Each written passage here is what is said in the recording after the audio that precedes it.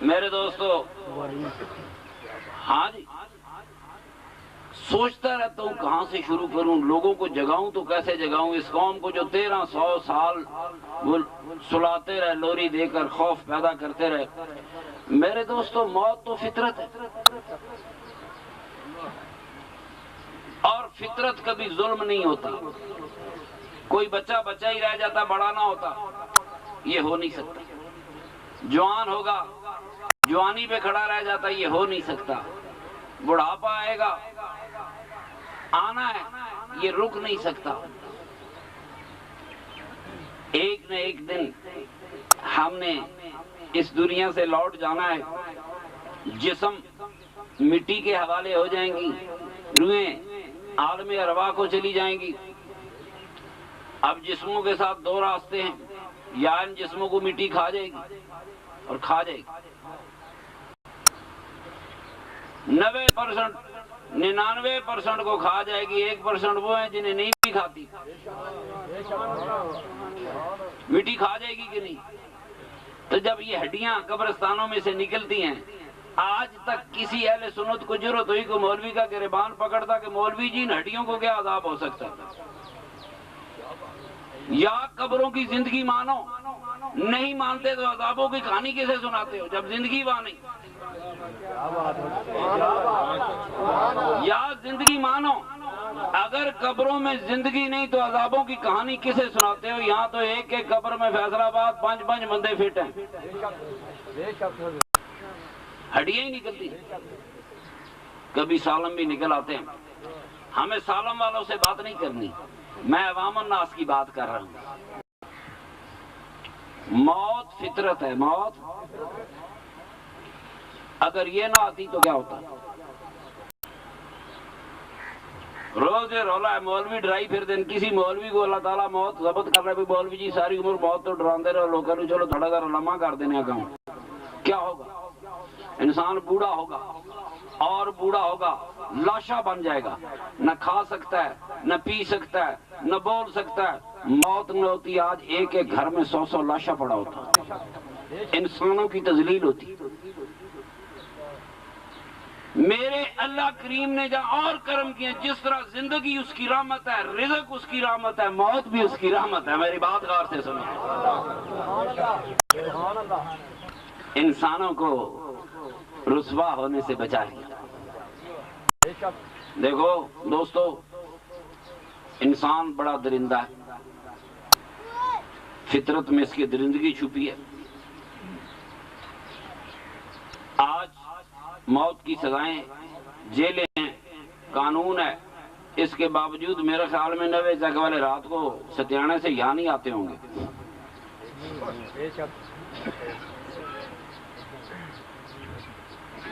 اگر اس انسان کو پتہ چل جائے کہ موت ہے ہی نہیں، پھانسی لگائیں تب بھی نہیں مرتا، 100 گولیاں ماریں تب بھی نہیں مرتا، کیما کر دیں تب بھی نہیں مرتا، تو اس انسان سے بڑا درندہ بھی کوئی ہو سکتا تھا؟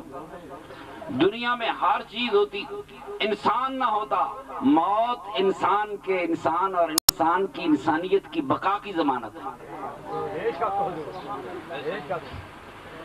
اسلام کا دین رحمتوں کی کہانی ہے، میرے آقا کو رحمت للعالمین بنا کر بھیجا گیا تھا۔ اس دین میں سے خوف مولویوں نے خود ڈھونڈ کے نکالا ہے آپ کو بلیک میل کرنے کی۔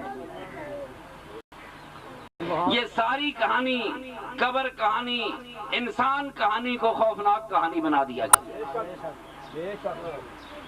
سنو، ایمان قبروں میں نہیں، ایمان کی آزمائش زندگی میں ہوتی ہے۔ حلال خور تھا کہ نہیں تھا؟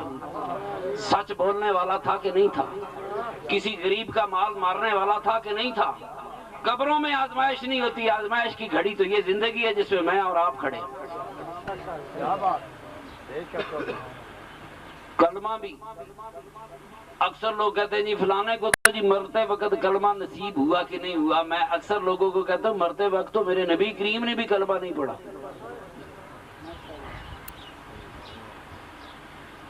وہ کہانی سناؤ جس کہانی کا وجود ہو۔ میرے آقا سے بہتر دین پہ عمل کرنے والا کون تھا؟ موت کی گھڑیاں تھی، وہ میرے سرور کائنات کی روانگی کا جو نقشہ امام بخاری نے کھینچا ہے تو مشکل، یہ ایسے نہیں ہو سکتا۔ میں نے میرے سرور کائنات کے غلاموں کو مرتے دیکھا، سلام کر کے جاتے لاؤ جی خدا حافظ، پھر ملیں گے۔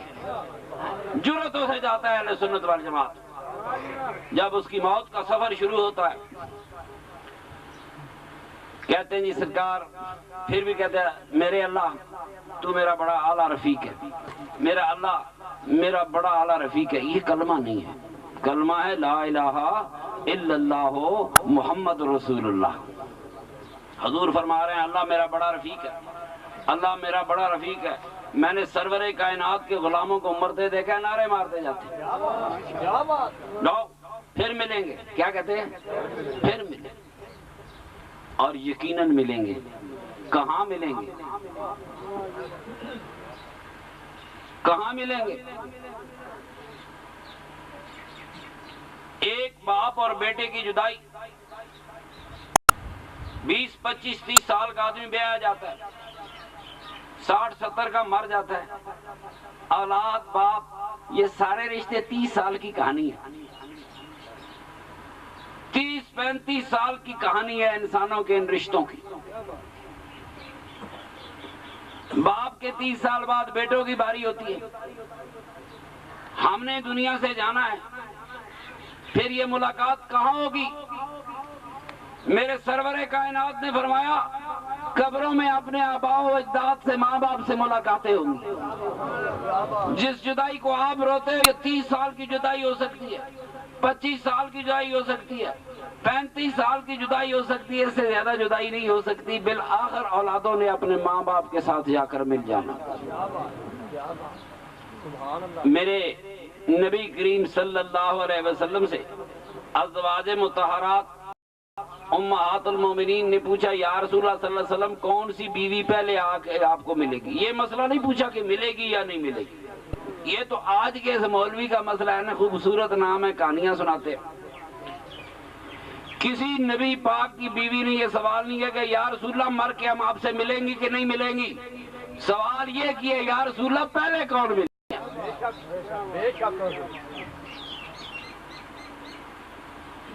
دیکھو خدا ایک ہونے کے نعرے لگاتے رہو، ہندو کو کوئی اعتراض ہے وہ بھی ایک ہی خدا کو مانتا ہے، سکھ کو اعتراض ہے، عیسائی کو اعتراض ہے، یہودی کو اعتراض ہے، ہاں ان کو اعتراض کس پہ ہے؟ یا اللہ کہنے پہ نہیں، کہو یا رسول اللہ کہنے پہ۔ ساری تکلیفیں پیٹ درد مروڑ صرف میرے نبی پاک کے حوالے سے ہیں، خدا کو تو سارے ماننے والے۔ دیکھے بھائی مت سمجھنا یہ ماس مٹی کا ڈھیر نہیں ہے۔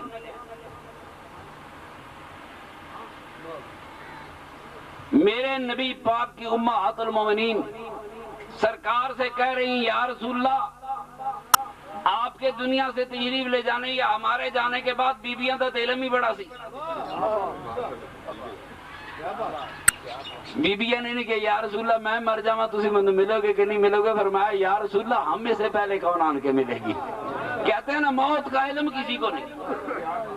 یہ حدیث بخاری کی ہے، یہ حدیث مسلم کی ہے، یہ حدیث ترمذی کی ہے، سنو بات میری۔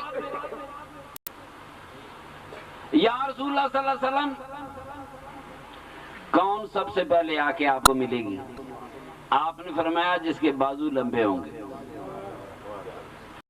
بیبیاں وہ سارا دن رسیاں لے کر ڈنڈے لے کر ایک دوسرے کے بازو ناپا کرتی تھی، کس کا بازو لمبا ہے، کون سرور کائنات سے پہلے۔ انہیں موت کا خوف نہیں تھا، سرکار عالم کے دیدار جائیں گے تو سب سے پہلے کس کا حق بنے گا۔ موتوں کی کہانی تو انہوں نے بعد میں بنائی، پتہ نہیں کیسے بنائی۔ بازو ناپتی رہی۔ میرے آقا کے جانے کے بعد سیدہ زینب کا انتقال ہوا امہات المومنین میں سے، تو حضرت عائشہ صدیقہ فرماتی ہیں ہمیں لمبے بازو کی بات سمجھ آ گئی، سرکار کا مراد یہ نہیں تھی کہ بازو لمبا ہو، سرکار کی مراد چیز جو زیادہ سخی ہوگی۔ میری بیویوں کہتے سب سے زیادہ سخی آپ تھی، آپ کا انتقال ہوا تو پتہ چلا جو سب سے زیادہ سخی ہوگی وہی پہلے جا کے میرے سرور کائنات کو ملی ہوگی۔